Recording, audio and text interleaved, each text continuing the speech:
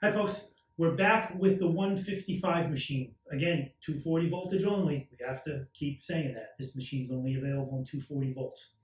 Let's talk about the specs of this machine and how we got there and why they are what they are and whether you'll be impressed with that or you thought we could have made it even bigger. I didn't want the body to be gigantic. We discussed that in the introduction video. We want this machine to be transportable, repairable if it ever needs to be shipped. We wanted to make it easy. The boiler, we made 4 liters. So if you saw this boiler, it's a really big boiler. Now, some other steamers, even at 120 volt, advertise a 4-liter boiler. So you might not think that's gigantic, but it actually is a fairly big boiler. That's total volume. The heating element in this machine is 3,800 watts, which is real powerful. It's more than double what our heater is on the 125 machine at 120 volts, and we've maxed that out. As far as components go, what my manufacturer told me, and believe me, I wanted more power also. I wanted a bigger boiler. I wanted more wattage on the heater. I wanted this thing just to be as massive as it could be as far as performance. But the explanation that I got, the reasoning is, as we start to creep up in size of the boiler, size of the heater, the other components need to be beefed up as well. And we've certainly done that in this machine.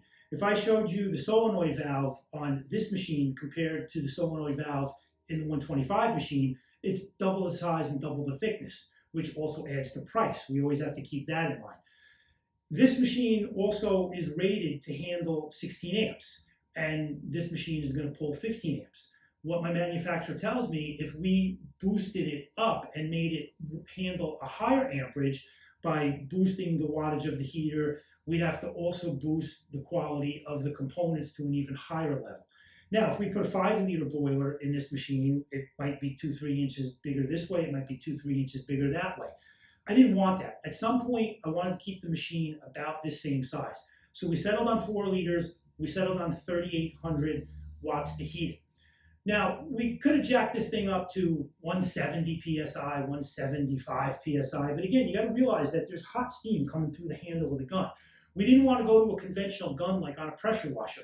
It's too big, too bulky, too expensive, and too hard to use on the interior. We wanted to keep the gun and the handle this same look, and we wanted to be able to source the parts from the same manufacturer who gives us our hoses and accessories, because the accessory kit is going to be the same.